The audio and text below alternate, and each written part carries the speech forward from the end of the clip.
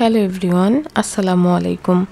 আজকে একটি রেসিপি দেখাবো, সেটা হচ্ছে বিয়ে বাড়ির বাবুর্চিদের হাতের এই বিরিয়ানিটা, যেটা কিন্তু খেতে অসম্ভব মজা হয়।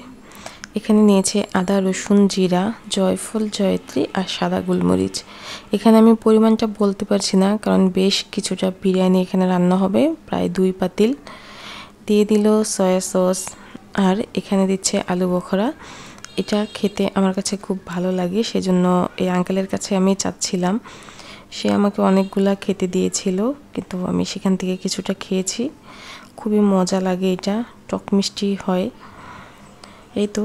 আর এখানে পুরোটা ভিডিও আমি করেছি, কিন্তু কিছু কিছু শ্যুট এখানে আমি নিতে পারিনি, কারণ ওই দিন প্রচণ্ড গরম ছিল, সেজন্য। এই তো এখানে টমেটো সস দিয়ে দিচ্ছে, আর তারপরে এখানে দিচ্ছে টেস্টিং সল্ট। আর আমি আবারও বলছি, এটা যেহেতু বাবুর্চিরা রান্না করেছিল, এখানে যা যা দেওয়া হয়েছে সেগুলো আমি দেখাচ্ছি, কিছুটাই আমি কেটে দেইনি। আর টেস্টিং সল্ট অনেক পরিমাণেই দিল, কারণ 2 পাতিল রান্না হবে। তেজপাতা দিয়ে দিচ্ছে, এই তেজপাতাটা 2 হাত দিয়ে ভালো করে ছিঁড়ে তারপরে দিয়ে দিচ্ছে। 2 মুঠো এলাচ দিয়ে দিচ্ছে, আর এই এলাচগুলো খুবই ফ্লেভারফুল ছিল। লবণ দিয়ে দিচ্ছে পরিমাণ মতো।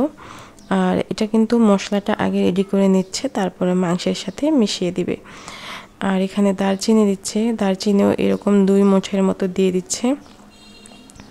সবগুলো মশলা একসাথে এখানে তৈরি করে নিচ্ছে, যাতে ওনাদের রান্নায় কোনো ভেজাল না হয়।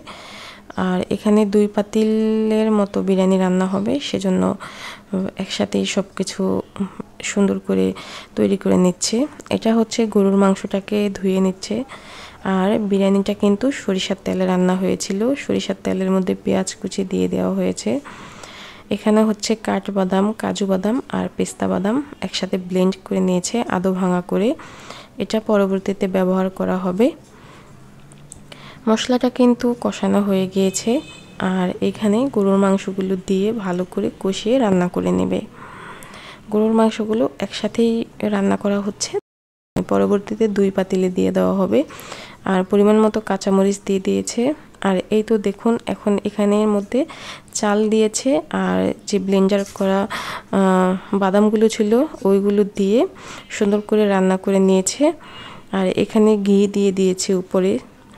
আর বিরিয়ানিটা কিন্তু খুবই সুন্দর হয়েছিল, আর প্রচুর ফ্লেভারফুল হয়েছিল, খেতেও অসম্ভব মজা হয়েছিল। আজকের বিরিয়ানির রেসিপিটা কেমন লেগেছে অবশ্যই কমেন্ট করে জানাবেন। আর মাংসগুলো কিন্তু একেবারে সফট ছিল। আজকের ব্লগ তাহলে এই পর্যন্তই। সবাই ভালো থাকবেন, সুস্থ থাকবেন। দেখা হবে নতুন আরও একটি ব্লগ ভিডিওতে। সবাই আমার পরিবারের জন্য দোয়া করবেন। আল্লাহ হাফেজ, আসসালামু আলাইকুম।